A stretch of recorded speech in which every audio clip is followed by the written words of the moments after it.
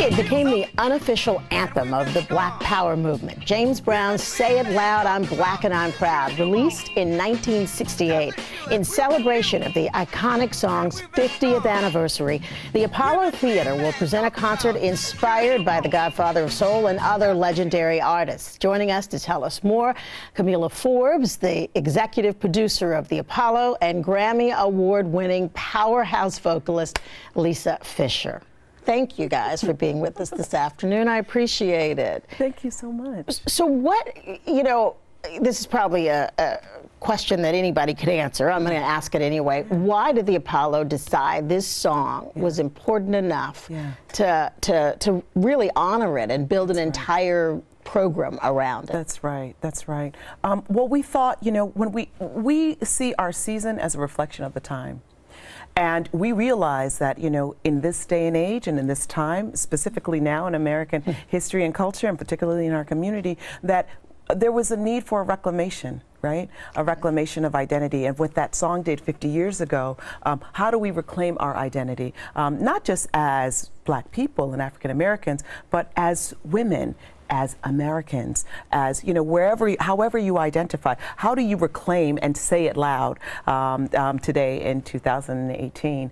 So we also, it's not only celebrating the opening of our season, but we've decided to coin it as our season's theme. Yeah, I saw that. And how do you carry that theme for a season? Yeah. So, we have other programming. For instance, in March during Women's History Month, we have an international women's festival called WOW, Women of the World Festival, which celebrates the voice. It's a collection of art, culture, and ideas, we like to call it, right? And it's women's voices and issues that are important to women, as well as the art that is also important to women. And it's a celebration of those international voices over the course of a weekend.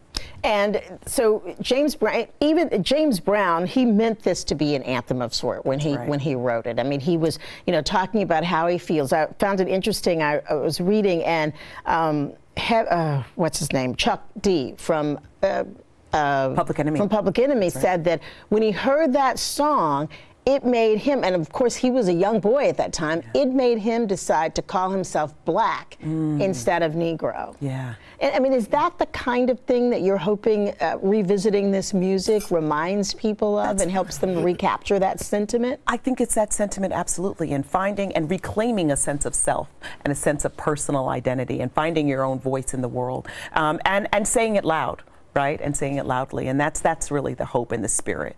And Lisa, you are one of the award-winning artists going to be on this show. It's so nice to have you here. Nice to meet you. I feel like putting you on your spot and making you sing. What is it about this music as a musician that gives you so much pleasure to perform? And it's interesting because I was just talking with Camila. Camila, did I say it right? Camila. There we go, with Camila. Okay. And Christian gave a beautiful list of these songs that I hadn't thought about in a million years. And as a child, one of the songs we had to learn in school was called Young, Gifted, and Black. Yes. And I just remember the smell of the auditorium, the sound of the wooden seats. We all had to put them up, put them down, and sit down, and had the white shirt and the skirt, and you had to come in assembly ready, and rehearsing that song, the feeling of lightness and singing it literally loudly. A bunch of kids just singing it. Young, gifted, and Black. It was just, I didn't know I needed it. Luckily my parents were sort of guarding us against, everything that was going on during that time period.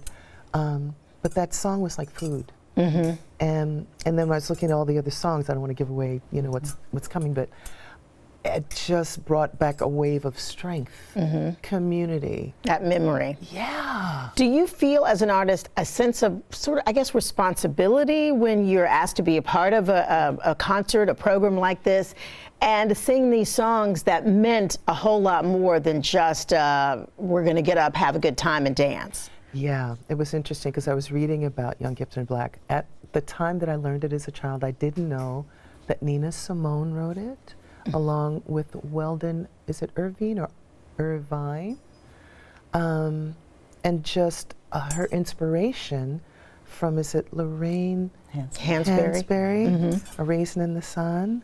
And you were mentioning that it was a line from a piece perhaps, and I didn't even know, but it was just so deeply ingrained in me, and I looked at it on the list and I was just like, I need to do this one. I need to do this song.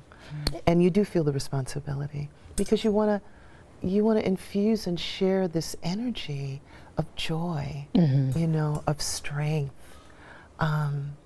It's food that's necessary right now. So the concert is going to feature, in addition to Lisa, other artists and other music from that era, correct? That's right. Talk to me about, now I know the musical director is Christian McBride. That's right. So you got a lot of big names. That's right, that's right. So we have other artists. We have Nona Hendrix, which we're so very excited about, Raheem DeVaughn, Avery Sunshine, just to name a few. And in addition, a big band, which includes several of James Brown's original bandmates.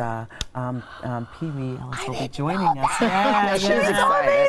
Exactly. So and in fact, he helped him write Say It Loud. He helped him write that song. So it's a special homecoming of sorts with also host Al Sharpton, right, who had a very personal relationship also with James Brown. So it's very much a homecoming of sorts of not only the celebration of James Brown, the 50th anniversary of his Live from the Apollo album, of which he recorded 3. But the celebration of music of this time, right? Because i.e., as Lisa mentioned, Nina Simone, and there'll be music from other artists of that generation and of that time. Okay, so you're not going to tell us who some of those other artists are? I think she gave you a little sneak peek. She gave us a sneak peek. We may hear some Marvin in there. I think we may hear some Marvin and a lot of James as well. And what do you want people at the end of the evening, the end of this concert, to walk out of there thinking and feel? That's right. Feel inspired. Inspired. Okay. And Lisa, I want to ask you, just for an artist performing on the Apollo stage, you know, what does that mean to you? You've performed with everybody all over the world, Sting, Mick Jagger, but what does it mean to perform on the stage of the Apollo? I was just speaking about when I was little. My dad took me to see James Brown. I had to be about 7 or 8 years old, and I'm looking over the seats, and I had to, get on my knees to look, and I felt like I was in this secret society, this beautiful swirling of energy, and watching everyone, reacting to him, and it was, I can see it. I can still see it. Feel it. Yeah. And so to be on that stage where my dad took me as a child is such a blessing. I feel like it's full circle in so many ways. And before I let you go, Twisted Melodies? Twisted Melodies. It's a one-man show based on the life of Donny Hathaway. That's also coming up this season. That's also coming up this season, and that's in May. It'll be running the last week of May. A beautiful story, mixture of storytelling as well as music, telling the life and times of Donny Hathaway. Yeah, I already tell you, A Song for You is my favorite song of all time, but I won't cry here. The Say It Loud, I'm Black and I'm Proud, October 20th, 8 o'clock at the Apollo, and their tickets are still on sale. Available? ApolloTheater.org. All right, thank you. And can you have a cost range, or? Sure, tickets start at $30, so that's extremely affordable on up.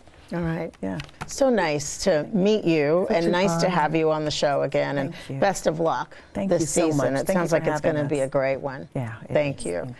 We'll be right back.